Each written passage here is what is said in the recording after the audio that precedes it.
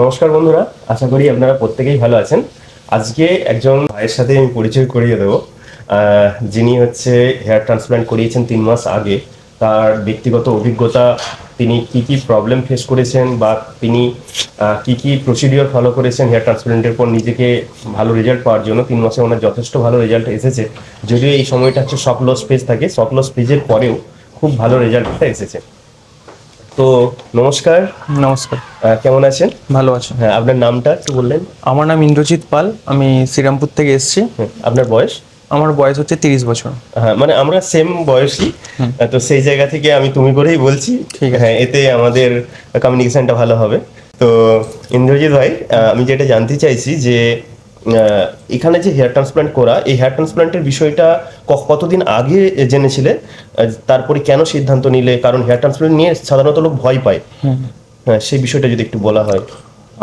আমি মোটামুটি 2023-24 সাল থেকে হেয়ার ট্রান্সপ্লান্ট করাবো সেটা সিদ্ধান্ত নিয়েছিলাম। তো কাজের চাপে বা নানা রকম পরিবারের চাপে তো সেটা হয়ে ওঠেনি। তো সেই দিক দিয়ে বেরিয়ে মোটামুটি একটা করে আমি অনেকগুলো জায়গাও ভিজিট করেছি, অনেকগুলো ক্লিনিকও ভিজিট করেছি, কিন্তু কোনো রকম কোনো মানে ভরসা পাইনি। কিন্তু তারপর সিদ্ধান্ত নিলাম যে না, এই ক্লিনিকে আসবো, এসে দেখবো, দেখে করবো। তো আসলাম, আসার পর হেয়ার ট্রান্সপ্লান্ট করালাম, করে মোটামুটি আমার রেজাল্ট 3 মাসের মধ্যে অ্যাকচুয়ালি 3 মাসটা তো শক লস পিরিয়ড। এই শক লসে চুল ঝরে যায়। আপনার ঝরেছে, ঝরেও কিন্তু এখন যথেষ্ট একটা ভালো একটা ইয়ে রয়েছে। আর আমার মোটামুটি যখন আমি এখানে এসছিলাম, মানে ট্রান্সপ্লান্ট যখন হয়েছিল, তারপর বলেছিল যে আমার নাকি চুল ঝরে যাবে, কিন্তু আমার চুল ঝরেনি। মানে জেনারেলি এটা মানে প্রসিডিউরের মধ্যেই পড়ে চুল ঝরে যাওয়াটা। অনেকে ঝরে, কারো 20% 30%। আমার একদমই ঝরেনি। আমি যখন ফার্স্ট পিআরপি নিতে আসি, স্যার বলছিল যে তোমার কি মানে চুল ঝরছে না? তো বললাম না, মনে হচ্ছে আমি বুঝতে পারছি না। তো সেই দিক দিয়ে একদম ওকে আছে, মানে কোনো রকম কোনো ইয়ে নেই, এখনো পর্যন্ত স্যাটিসফাইড আছে। আচ্ছা, খুবই ভালো। আর আরেকটা কথা হচ্ছে যে মানে যখন আপনি হেয়ার ট্রান্সপ্লান্ট করেননি তখন আপনার ফিলিংসটা কিরকম ছিল, আর এখন এই 3 মাস বাদে ফিলিংসটা কি চেঞ্জেস এসেছে? লোকের সামনে যেতে একটুখানি কেমন মানে একটা খুব একটা ভালো লজ্জা লাগে, একটা সবসময় ক্যাপ পরে থাকতে হতো। হ্যাঁ, ওই সেম জিনিস আমারও হতো, ক্যাপ পরেই থাকতাম সবসময়। তারপরে বন্ধু বান্ধবদের যাওয়া একটু প্রবলেম হতো। হ্যাঁ, আর তারপরে তো এমনিতেই একটা এই সময় এই বয়স আমাদের হয়ে গেছে, বিএডি এর একটা ব্যাপার থাকে, সেক্ষেত্রেও একটা তো বড় রকমের প্রবলেম আমরা ফেস করি।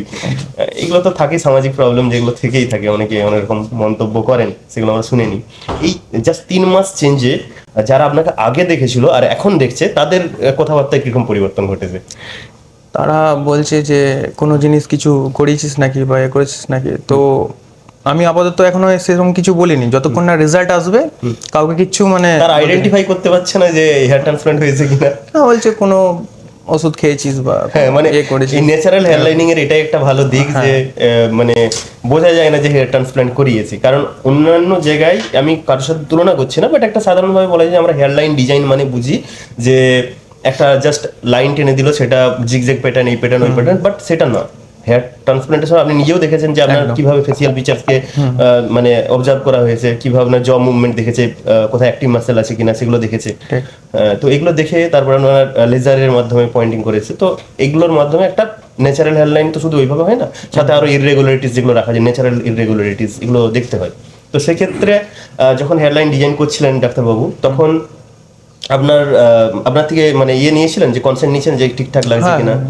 আমার একদম পারফেক্ট করেছিল, কোনো রকম কোনো আমার প্রবলেম হয়নি, একদম মানে ভালোভাবে করেছিল, স্যাটিসফাইড ছিলাম, আমি স্যাটিসফাইড ছিলাম। হ্যাঁ, আর এবারে আরেকটা কথা হচ্ছে, এই যে ট্রান্সপ্লান্ট, হেয়ার ট্রান্সপ্লান্ট হয়, এক্ষেত্রে অনেকে সব থেকে বড় একটা ভয় যে ব্যথা লাগে কিনা, সেই ব্যাপারটা আপনি কি বলবেন? যে আপনার নিজস্ব ব্যথা বলতে লেগেছিল, ওই যে প্রথমে যখন অ্যানেস্থেসিয়া দেওয়া হয়েছিল, তো হালকা একটু ব্যথা লেগেছিল, সহ্য করা যায়। হ্যাঁ, সহ্য করা যায়, হ্যাঁ, সহ্য করা। আপনাদেরকে একটা কথা, তারপর ব্যথাটা ধীরে ধীরে ইয়ে হয়ে যায়, ধীরে ধীরে ধীরে ধীরে কমে যায়। হ্যাঁ, তো আপনাদেরকে একটা কথা বলার আছে, যেটা গিয়ে আপনারা অনেকেই ভয় পান যে হেয়ার ট্রান্সপ্লান্ট করলে খুব পেন হবে।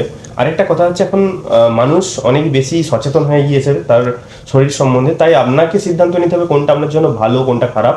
আপনি না নিতে পারলে যারা করিয়েছে তাদের সাথে কথা বলুন, ডাক্তারের সাথে কথা বলুন। এমনটা নয় যে যারা করায়নি তাদের কাছ থেকে আপনি পরামর্শ নিচ্ছেন। বিষয়টা গিয়ে এরকম দাঁড়ায় যে তারা অনেক রকম ইনফরমেশন দেবে যেগুলো নিয়ে আপনি ডিমোটিভেটেড হয়ে যাবেন, তাই না?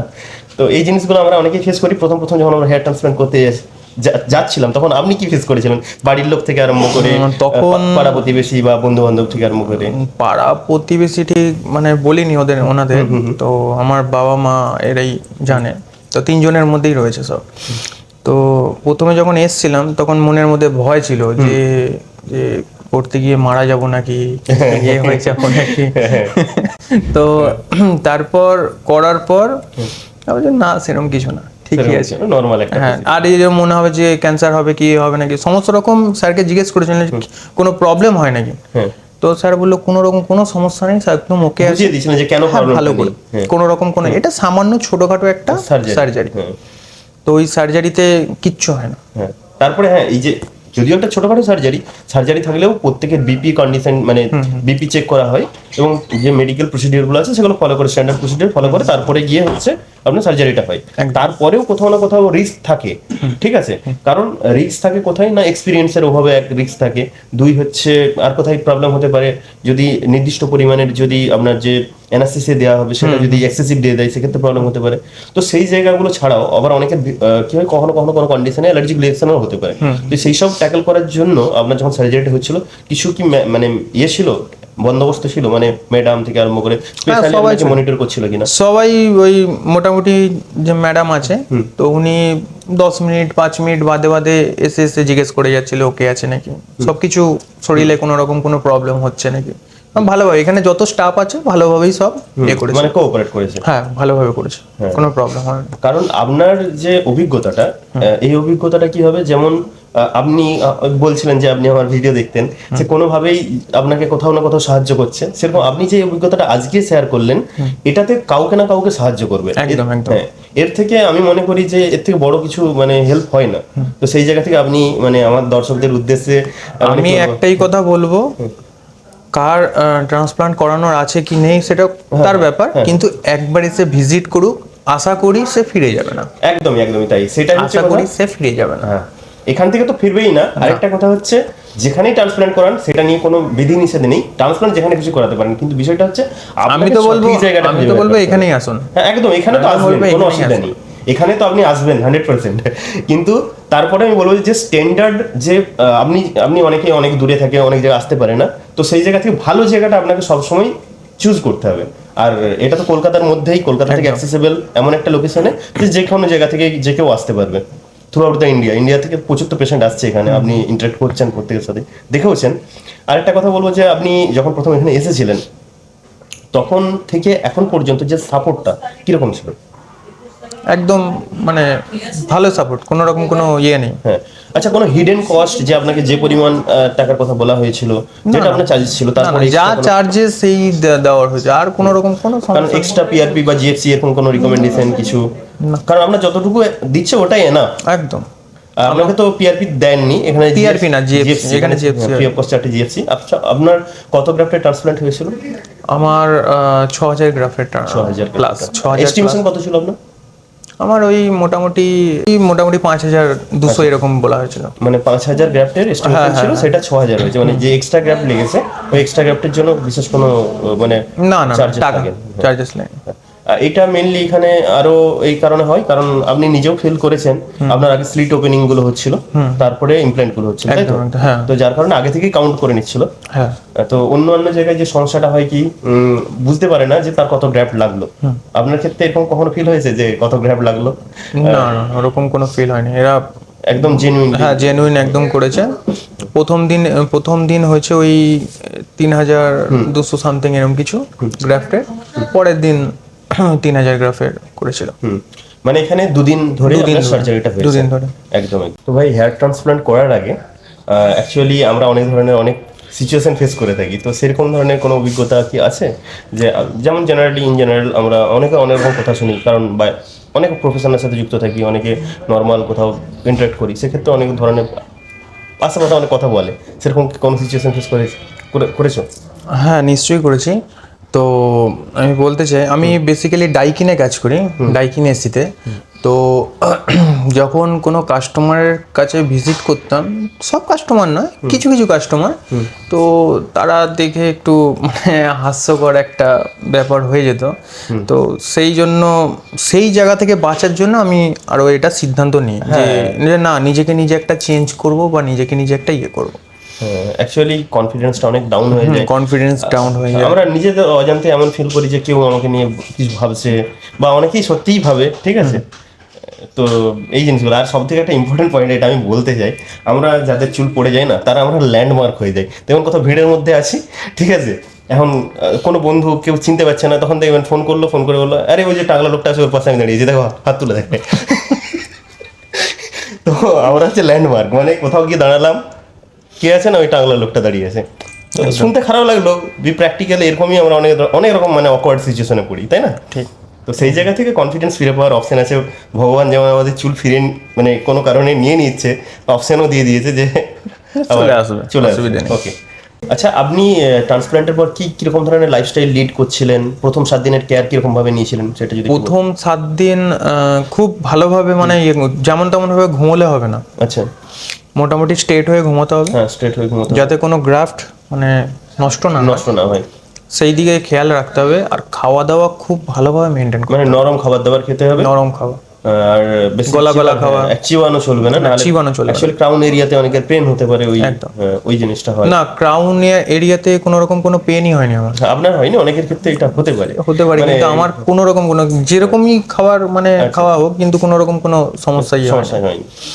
সমস্যা কোনো রকম কোনো কিছু হয় না। আচ্ছা আচ্ছা, যাই হোক, খুবই ভালো আপনি পরামর্শ দিলেন যে মানে এই যেটা আপনি ফলো করেছেন আচ্ছা। সেটা দর্শকদের হেল্প করবে। আরেকটা কথা হচ্ছে, শুধু তো এটা গেল, আর এই যে লাস্ট 3 মাসে যে আপনার একটা হেয়ার মানে পড়ে যায়নি, মানে একটা বলতে কি, মানে সবগুলো খুবই কম হয়েছে, পড়েছে কিন্তু কম আমি হয়েছে। হ্যাঁ তুলনামূলক কম হয়েছে। তো সেক্ষেত্রে আপনি কি ধরনের লাইফস্টাইল লিড করছিলেন, যে খাবার দাবার কি ধরনের খাচ্ছিলেন, একটু যদি আপনার লাইফস্টাইলটা এখন মানে এই 3 এখন মাসের ওই মধ্যে। স্যার বলেছিল যে মাছ আর মাংস মোটামুটি ইয়ে খেতে, প্রোটিনটা খাবার, প্রোটিন টাইপের, আর নর্মাল যেরকম ফল টল বাড়ির খাবার দাবার বাড়ির যা হয় খাবার, হ্যাঁ বাইরের খাবার অ্যাভয়েড করতে, বাইরের খাবারটা অ্যাভয়েড করতাম। স্মোকিং অ্যাভয়েড, মানে স্মোকিং না করাই ভালো, স্মোকিং ড্রিঙ্কিং। আর এখন চা কফি নর্মাল খাচ্ছেন না? না, আমি ওগুলো খাই না। হ্যাঁ, আরেকটা কথা যে আপনার যদি সার্জারি হয় আগে থেকেই চেষ্টা করবেন চা কফিটা একটু কম খেতে। ট্রান্সপ্ল্যান্টের মানে কি বল, প্রথম 7 দিন চা কফি একদম পুরোপুরি ছেড়ে দেওয়াই উচিত, ঠিক আছে।